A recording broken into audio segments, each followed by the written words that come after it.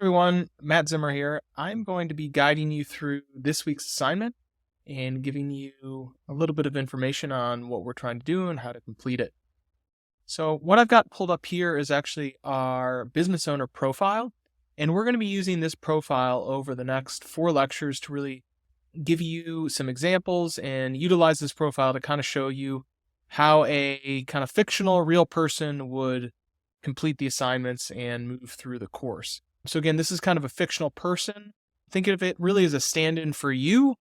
And they've got obviously different traits and are a different person, but would be going through kind of a similar activity. So what we've got here is our business owner, whose name is Sam.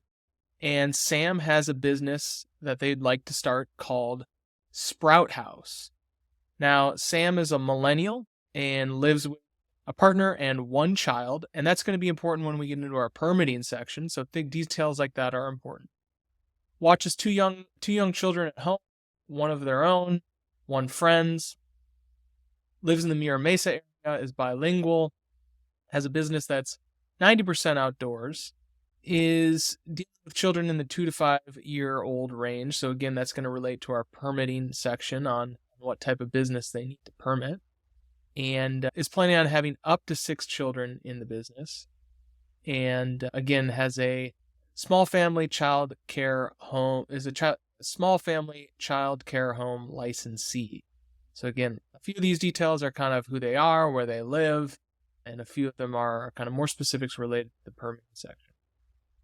So Sam is currently a stay-at-home parent who watches 2 children, theirs and their neighbors, and is looking to expand this hobby into a profitable business.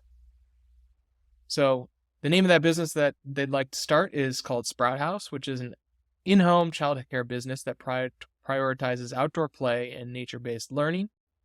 With 90% of the child care activities taking place outside, children are encouraged to explore the world around them and develop a love for the environment. Sam, the owner, believes that children learn best through hands-on experiences and therefore provide a variety of activities that help children develop important skills like reading, writing, and socializing with others. For example, children may have an opportunity to plant their own vegetables, go on nature walks, or engage in sensory play with natural materials. So that's who Sam is. Hopefully some of that you can relate to, maybe not all, but hopefully some of that resonates with you and the childcare business that you're trying to start. So what I'm going to do now is I'm actually going to slide this over and reveal kind of what's underneath, and you should have access to this presentation as well, which is our business plan 1-sheet sample and template. And as you can see, basically what I've done here is I've taken Sam's profile and kind of mapped it onto this business plan 1-sheet. So I'm going to walk you through what this business plan 1-sheet is, how to think about it, how to fill it in, and your assignment is going to be to take your business, and on sheet 2, you can make a copy of this presentation, and then what we want you to do is basically fill in sheet 2 related to the business you're starting. It doesn't matter whether you've started or not. Basically, you want to do your best, fill in the information, and then when we get down to next steps, depending on the stage of your business, different people will have different next steps on how they need to proceed. Okay, so I'll walk you through how we filled this plan out for Sam, and then it'll be on yourself to fill in the sheet for your business. So as you said, the business name is Sprout House. If you don't have a business, your business can actually just be your last name, family, childcare. That's one way to handle that if you don't have a specific business name that you're trying to use. We're going to have our business type, which is at-home childcare. And what we want to come up with is a tagline that we would use as a very, very short, and this is not your elevator pitch, this is just kind of your tagline that gives, really 3 to 7 words, kind of what do you do? What are you really focused on? So here, the tagline was growing curious minds naturally. So if we relate that back to our profile, I think that tracks. So the next thing you want to do is you're going to want to give your elevator pitch. And your elevator pitch is really a 1 to 2 sentence kind of very short, what would you, in an elevator ride, how would you explain what your business is, why you're different, what you do, and what you're hoping to accomplish? Now, that's a mouthful, but really what we want to do is distill the business down into its core. And by doing that, what it really helps us root out is what's really important and what's less important. More important things are what we focus on and what we build a business around.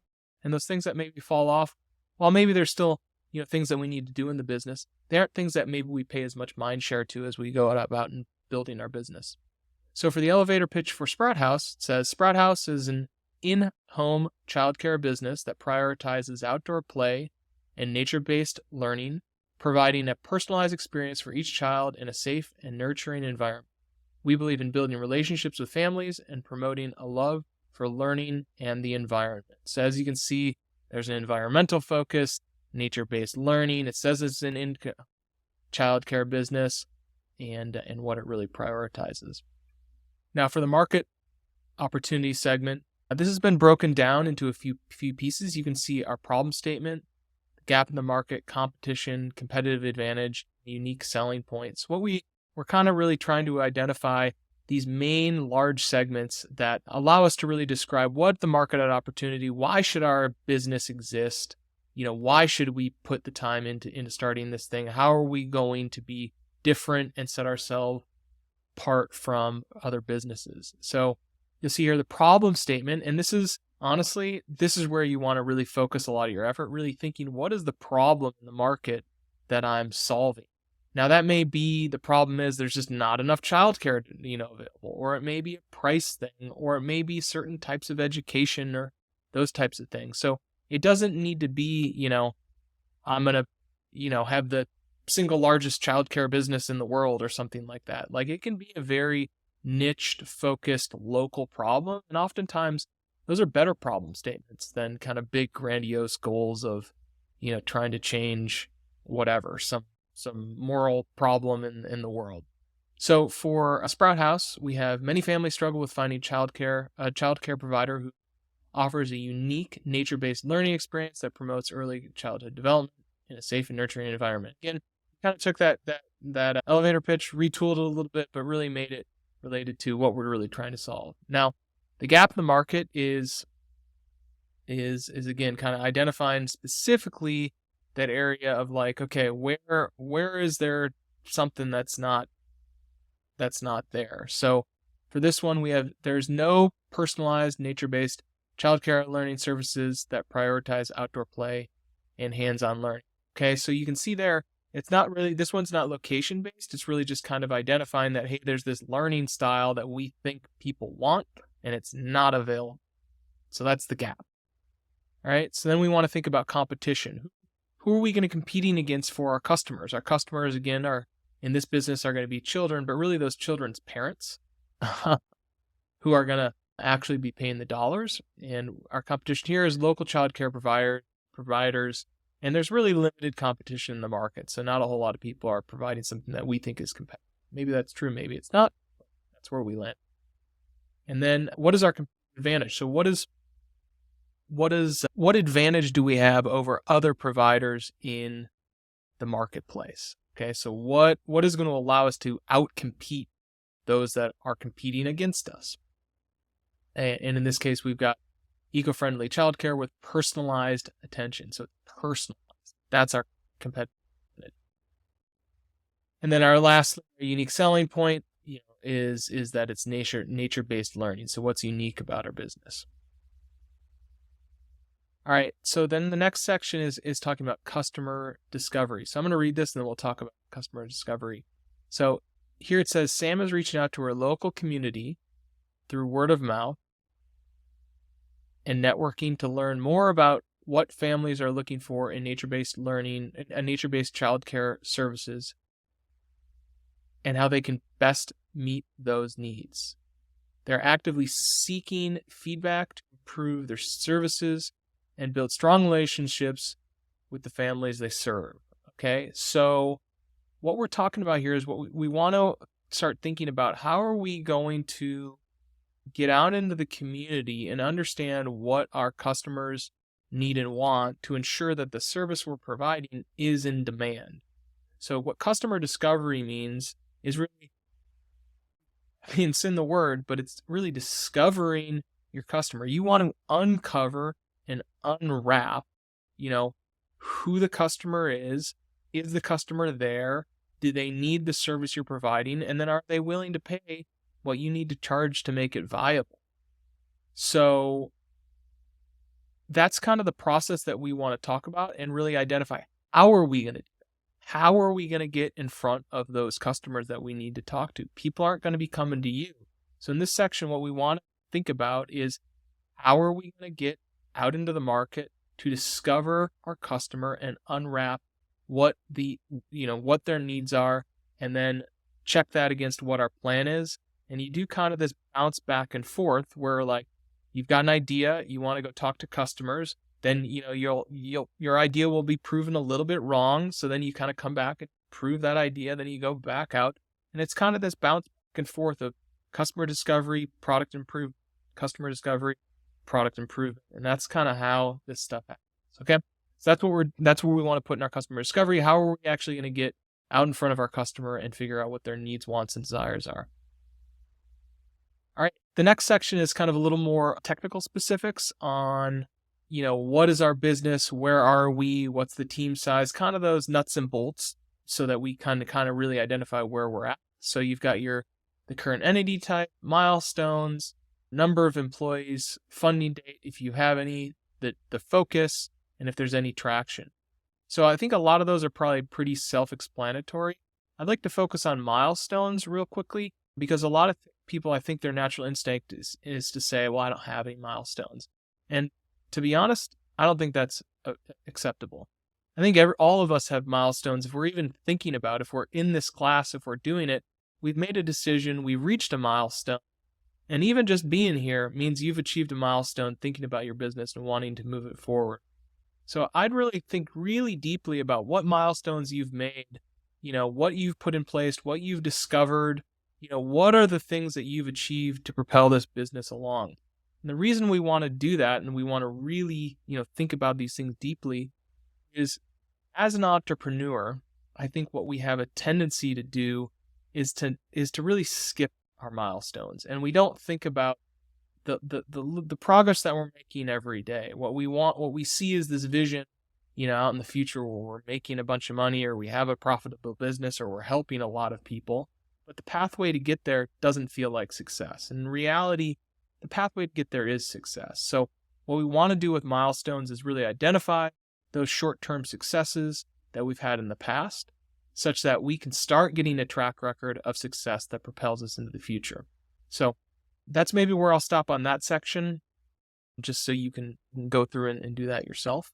When we come down to marketing strategy, this is where we're going to list our social accounts, our website, all that good stuff that we may or may not have. If you haven't started these, that's okay. In a future lecture, we'll actually go in and start these. If you know how to do it, my advice is, if you can find the name that you want, you might as well register. We'll get into populating those accounts, using those accounts in some future lectures, but you might as well get started. And then last, a logo. If you don't have a logo, you probably want one. Even if it's just your name and text, you're going to need something to really identify your business. So, take a stab. There's lots of free logo generators out there. If you're unsure where to get started, somebody in the rec will be able to help you, no problem.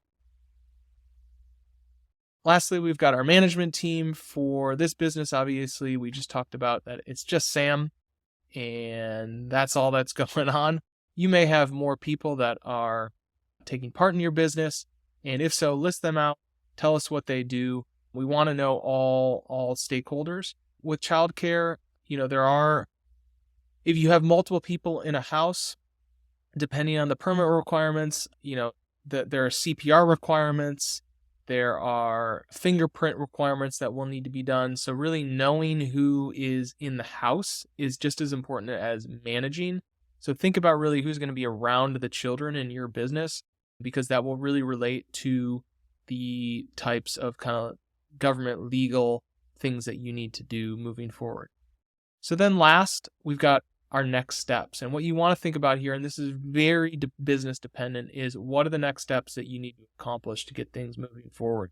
And as we look at this, the way you can think about this is what we're going to have as our next steps today are going to be different than what we have as our next steps tomorrow. And so this document that you're creating can be really thought about as really an evolutionary document that you can change over time and update and utilize as a tool to help you think about how to move your business forward in the future. So that's kind of the last place that you need to go, is really think about, the 5, 6, 7 next steps that you need to accomplish to propel that business forward to get to the next step. Hopefully that was helpful. Like I said, what you're going to want to do is you're going to want to copy this document and jump to the second page, and that's where you can fill out the information for your specific business. And you'll be able to submit this once you're done on the Canvas portal, and there should be instructions along with this document in Canvas to do so. And if you have any questions, obviously you're more than welcome to ask. So thanks and good luck.